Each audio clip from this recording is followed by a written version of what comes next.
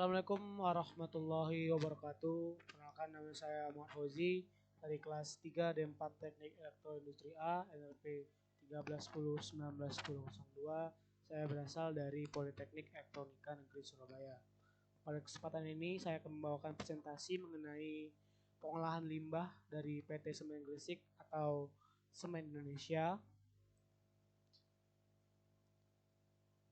Jadi pada limbah PT Semen Gresik atau Semen Indonesia ini terbagi ada dua, yaitu yang pertama ada bahan berbahaya dan beracun atau B3, dan yang kedua ada debu. Untuk yang pertama itu pengolahan limbah B3 dari PT Semen Gresik, yaitu cara pengolahannya yang pertama itu ada untuk pengolahan limbah B3, pertama-tama limbah B3 dianalisa, mix, kemudian masuk ke dalam tangki. Selanjutnya dari analisa mix, ada pengolahan secara kimia dan fisika.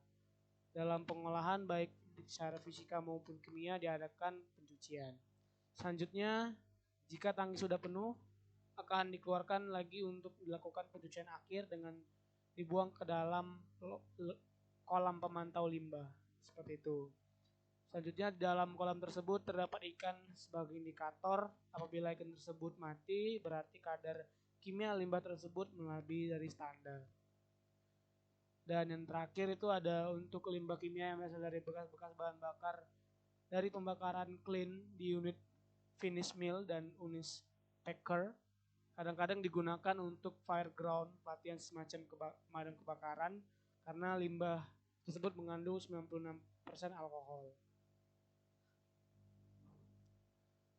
Dan pengolahan limbah cair di PT Semen Gresik atau PT Semen Indonesia ini tidak dilakukan di dalam pabrik. Semua limbah cair itu dikumpulkan dan ditampung di gudang penampungan selama 3 minggu sampai 1 bulan, kemudian dibawa ke PT Semen Gresik TBK Pabrik Tuban untuk jadikan satu dengan limbah cair yang ada di sana.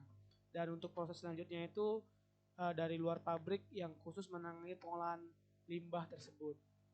Sedangkan untuk limbah yang dihasilkan dari produksi PT Semen Gresik TBK Pabrik Tuban ditampung di TPA dan disimpan di dalam drum-drum. Jika sudah penuh, drum tersebut akan dibawa ke Tuban untuk digabungkan dengan limbah B3 dari PT Semen Gresik Pabrik Tuban. Setelah itu, limbah akan dilelang atau diserahkan ke perusahaan lain atau kepada pihak yang berkenan untuk mengolahnya.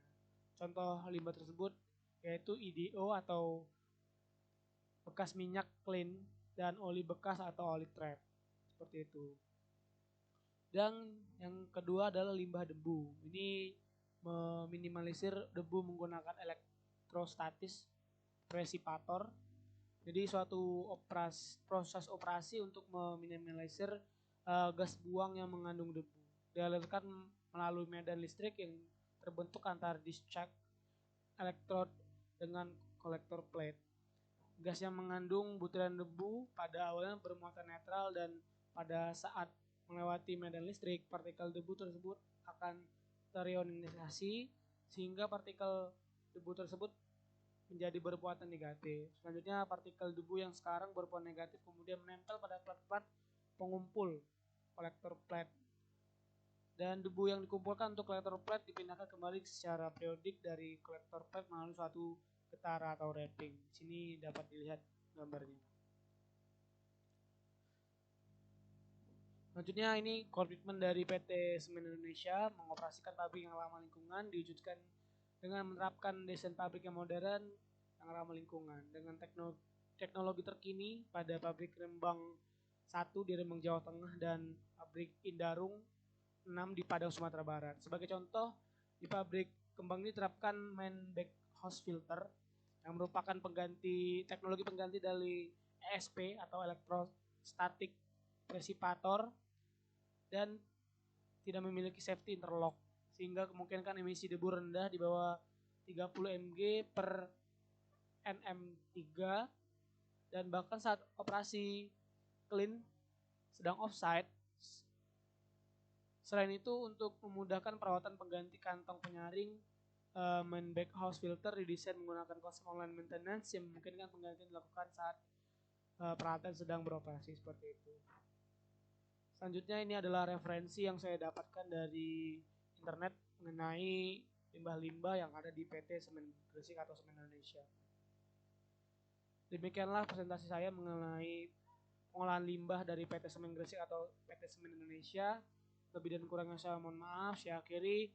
Wassalamualaikum warahmatullahi wabarakatuh.